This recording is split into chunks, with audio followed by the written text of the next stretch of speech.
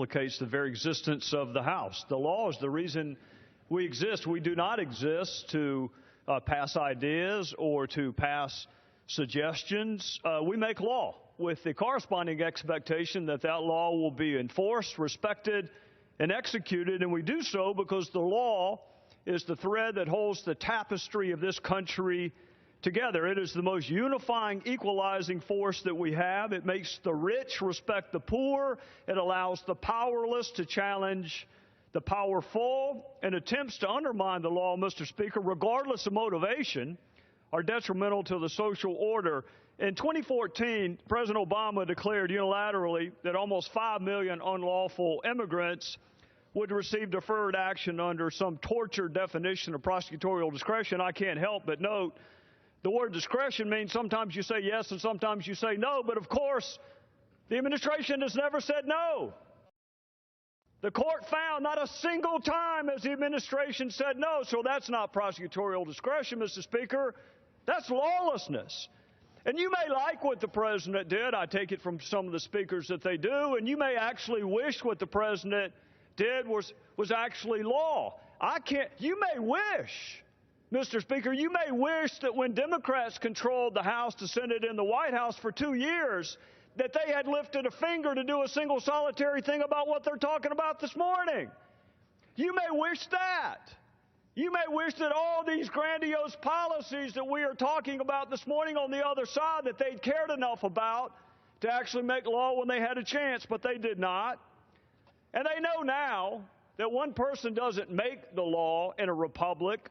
You may want to live in a country where one person makes the law, but that would not be this country. You would have to look for another one, and the president knows this because more than 20 times, Mr. Speaker, he said he could not do the very thing that he eventually did. His power didn't change.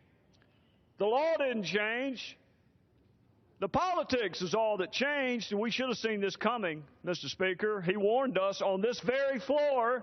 He warned us that he didn't need the people's house. He said he'd do it with or without Congress, and many of you cheered when he said that. Many of you cheered because you benefit from the non-enforcement of the law today. But tomorrow will be different. Tomorrow is coming, and tomorrow will be different. Tomorrow you will cry out for the enforcement of the law. Tomorrow you will want others to follow the law. We are here, Mr. Speaker, because this administration violated one law in its haste to allow others to violate yet another law. The administration lost, and then they appealed. So here we are before the Supreme Court. For 10 years, Mr. Speaker, Congress has let the executive branch engage in constitutional adverse possession. Today it's immigration. Tomorrow it will be some other law. And one day, I say to my friends on the other side of the aisle, one day your party may not control the gears of enforcement. One day, a Republican president might decide that he or she doesn't like a law and is going to ignore it and fail to enforce it. For more than 2 centuries, Mr. Speaker, the law has been more important than any political issue. It's been more important than any election. It's been more important, frankly, than any one of us. It binds us together, and it embodies the virtues that we cherish, like fairness and equality and justice and mercy. And we symbolize our devotion to the law with this blindfolded woman holding a set of scales and a sword. And that blindfold keeps her focus on the law. But I want you to understand this, Mr. Speaker. Once that blindfold slips off, it's gone forever. You can want to put it back on, but it is gone together because once you weaken the law, good luck putting it back together. So once you decide that some laws are worth enforcing and some are not, once you decide that some laws are worth following and others are not, you've weakened this thing we call the law, and you have weakened it forever. Let me just tell you this. I'll say this, Mr. Speaker. It doesn't take any courage to follow a law you like. That doesn't take any courage. Following a law you like? What takes courage, which makes us different, is we follow laws even that we don't like. And then we strive to change them legally. That is the power and the fragility of the law.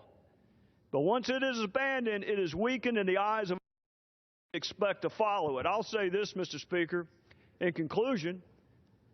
In the oath of citizenship that we require new citizens to take, could I have 45 more seconds? Give the gentleman 2 minutes.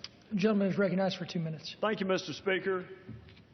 In the oath of citizenship that we require new citizens to take, and I'm sure the Speaker already knows this, and perhaps some of my colleagues on the other side may know this as well, but in that oath, it references the law 5 separate times. 5 separate references to this thing we call the law in the very oath that we want new citizens to take. 5 times in a single paragraph. Mr. Speaker, good luck explaining why new citizens should follow the law when those in power do not have to. Good luck explaining the difference between anarchy and the wholesale failure to enforce a law simply because you do not like it. Good luck stopping the next president from ignoring a law that he or she does not like. If the president can pick and choose which laws he likes, then so can the rest of us. And you have undermined the very thing that binds us together. So be careful what you do today. Tomorrow is coming. With that, I would yield back. Gentlemen.